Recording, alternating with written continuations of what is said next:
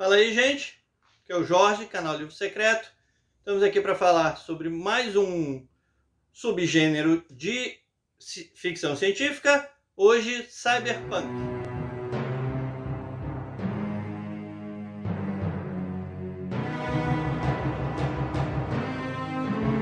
Para começar, temos que dizer de onde vem a palavra Cyberpunk, tá? Esse termo foi criado pelo escritor Bruce Bethke em 1983, com a publicação de um conto chamado Cyberpunk, publicado na revista Amazing Science Fiction Stories, tá?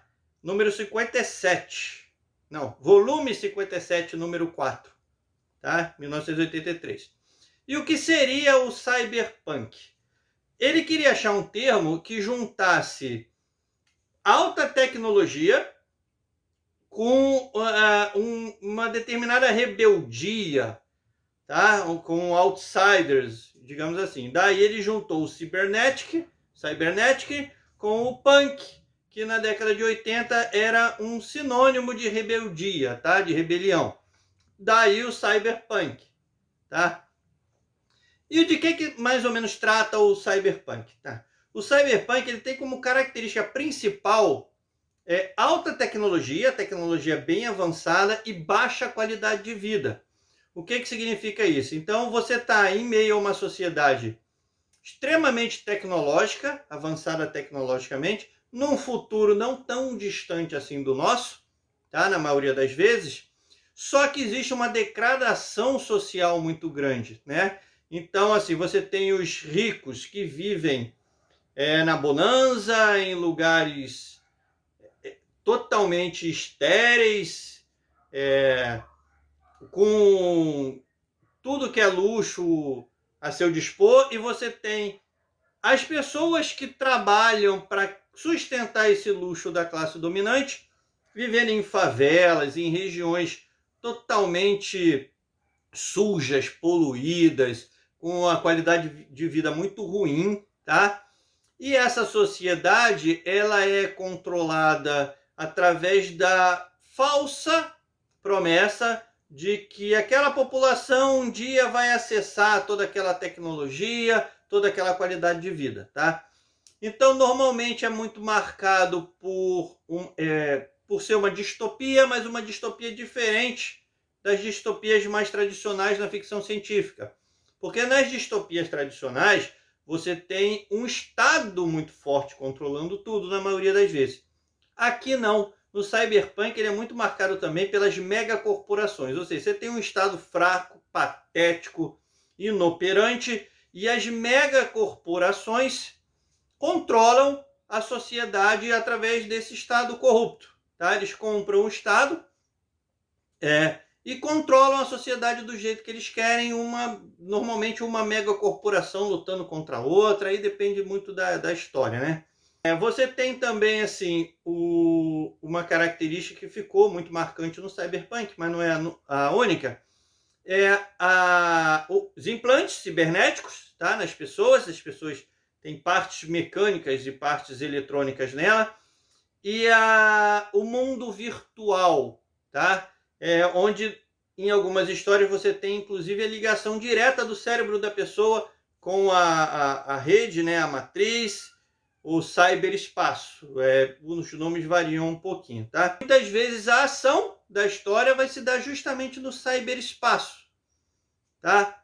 Então você tem uma sociedade que poderia ser chamada de uma corporocracia, digamos assim. As maiores empresas controlam essa sociedade com mão de ferro, inclusive com serviços de segurança e exércitos particulares, essas coisas, tá? Então o que vão ser mais ou menos os personagens principais do cyberpunk? Vão ser pessoas à margem da sociedade, ou que vão estar naquela situação por um motivo que não é escolha delas, ou porque cometeram um crime, ou porque estão precisando de fazer o seu serviço por causa do dinheiro, porque tem que pagar as contas, ou alguma coisa assim. E normalmente são desgarrados sociais, digamos assim. Ou seja, aquela pessoa que vive meio isolada, meio antissocial, tem uma certa fobia, vive enclausurada no mundo eletrônico, tá? Ou navegando na rede, e elas vão ter que fazer alguma coisa dentro da história, seja por que motivo for, e normalmente eles são muito associados assim, a filme noir. Por quê? Porque no filme noir o detetive resolve os casos mais escabrosos possível e nunca tem recompensa que vale a pena nenhuma no final. Sempre, nunca fica com a mocinha, não ganha dinheiro, não faz nada. Ele resolve, às vezes, nem o crédito por resolver o crime lá ele tem. Isso acontece muito no Cyberpunk, onde o personagem principal dá um jeito, às vezes consegue derrubar uma mega corporação e tudo, e continua na porcaria da vida que ele tinha antes. Não mudou quase nada.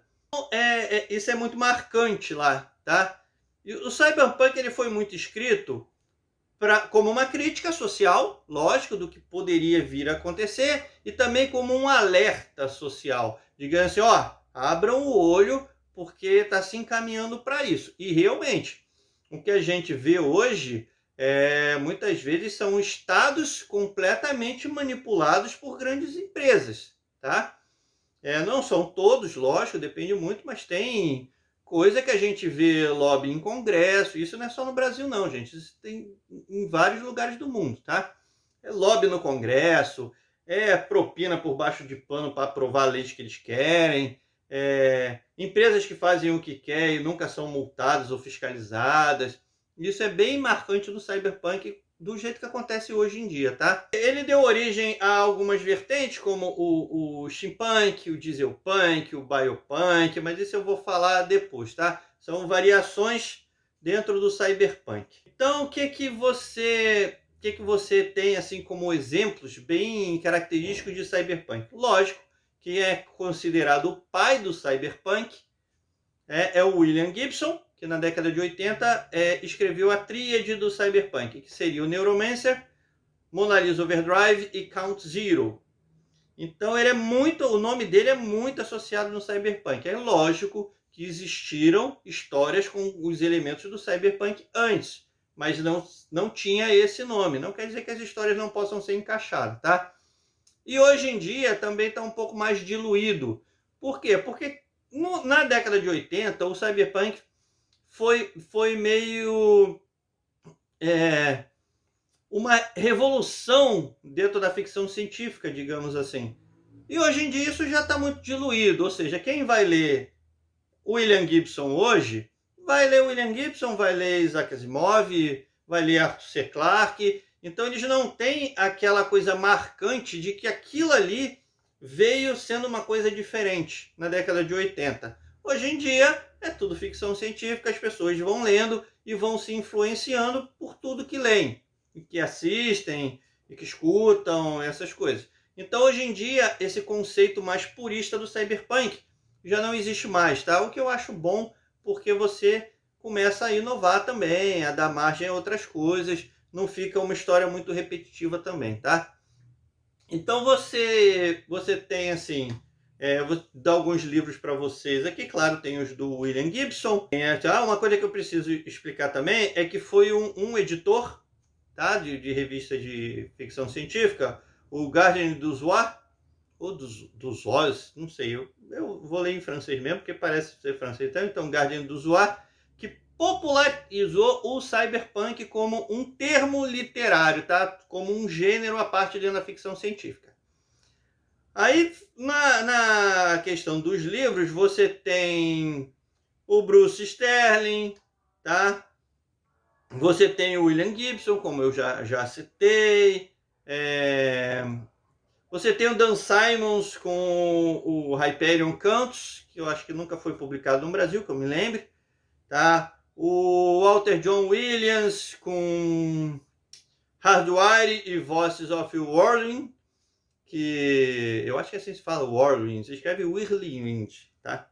É tipo um redemoinho. Que eu também acho que nunca saiu em português. O George Alec, qual é o sobrenome? Effinger, com o Engraved Files.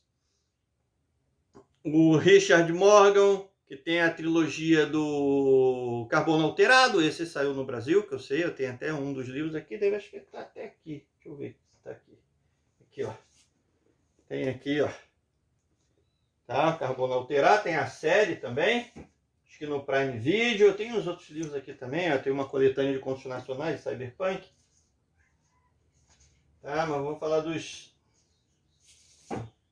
falar dos autores importantes, tá? O John Shirley, que foi outro nome importante também. A Song Kelly de Youth Trilogy, tá? Dele é muito conhecida também. Ali os Sixteen, eu acho que é assim que se pronuncia, que tem o China 2185, também eu acho que não saiu no Brasil, não tenho certeza, tá? Michael Faber, tá? O Livro das Coisas Estranhas, saiu em português também, não li ainda, deveria ter lido já. O Zé Wellington e o Walter Giovanni, que tem uma HQ chamada Cangaço Overdrive, que é nacional, lógico, né? Pelos nomes você vê, que eu tenho essa HQ também aqui em algum lugar, agora eu não vou achar. Tá? Ela é bem fininha, mas é bem legal também, gente. Que mais? A Margaret Atwood tem um livro encaixado em Cyberpunk, que é a trilogia Madadan. Eu acho que é isso o nome, cara. Madadan? Eu acho que é. Trilogia Madadan. Seria Mad, Dead.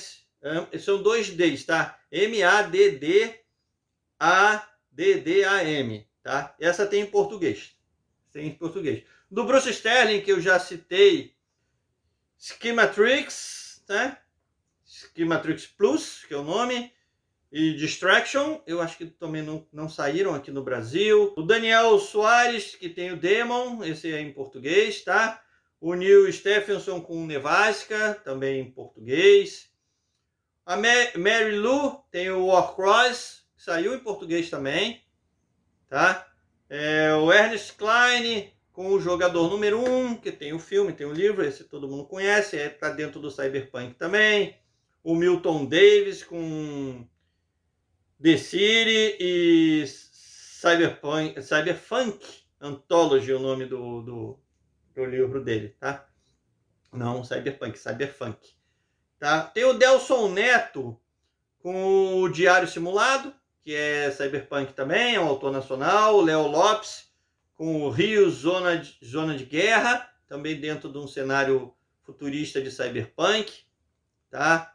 O Guilherme Kujavski, eu acho que é assim o nome dele, se não for me perdoem aí, tá? Que é o Piritas Siderais, tem o Piritas Siderais, tá? E tem vários autores assim, quadrinhos famosos, por exemplo, citar dois mangás muito famosos, são Ghost in the Shell e Akira, são dentro do Cyberpunk.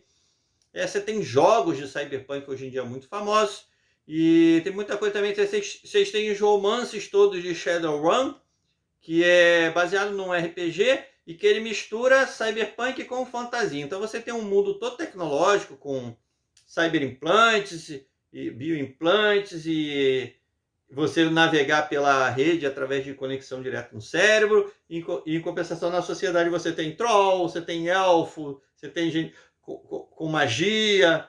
É uma mistura bem legal, assim, apesar de não ser nada muito elaborado os romances, tá? Então você tem vários exemplos. No cinema você tem Blade Runner 2049, você tem Johnny Mnemonic, Matrix, uma série, tem as adaptações para filme, para filme não, né? Para desenho animado, né? Porque são longas-metragens. Mas do Akira e do Ghost in the Shell, inclusive eu acho o anime, né? O longa-metragem do Ghost in the Shell melhor do que o mangá, tá? O Akira foi muito bem adaptado também. Então, e sem falar um monte de série que tem dentro desse ambientação cyberpunk, tá? O próprio Ghost in the Shell tem várias séries diferentes.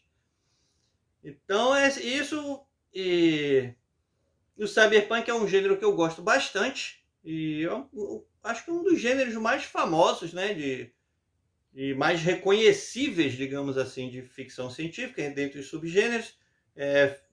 Ficou tão famoso literariamente que deu origem aos outros gêneros que eu vou falar mais para frente, depois já citei aqui, tá? Então é isso aí que caracteriza o cyberpunk.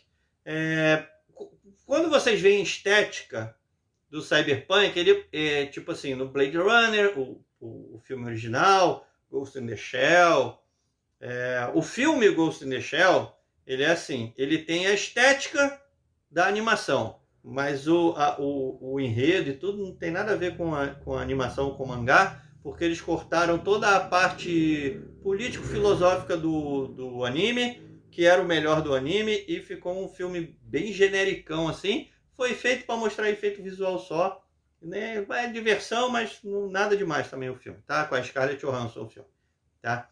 Então aquele tipo de cenário assim, eles foram muito baseados em Hong Kong, em Xangai, né? Que são principalmente Hong Kong, que é uma mistura bem caótica entre o tradicional, o antigo e o moderno. Então você vê bem isso no filme, né, do Blade Runner. E aí você tem um exemplo também das megacorporações dominando a sociedade, porque você está em Los Angeles e está tudo escrito em chinês, japonês, não sei reconhecer o ideograma, mas eu acho que é japonês, tá? Mas está tudo escrito em ideograma lá no meio dos Estados Unidos, que é a globalização no pior que ela pode representar. Então, isso aí é o cyberpunk. Se você acompanhou a gente até aqui, gostou do vídeo, deixa aí o seu like, que ajuda bastante a gente aqui. Se inscreva no canal se não é inscrito. Tá? Ative as notificações para não perder nenhum vídeo. E acompanhe o sorteio do livro secreto. Todo mês a gente tem um sorteio do livro secreto, com o livro que a Sara tá lendo. Tá? É sorteado um livro até R$30 na Amazon, entre os acertadores do livro secreto. Tá? E fica todo mundo bem aí. Até o próximo vídeo.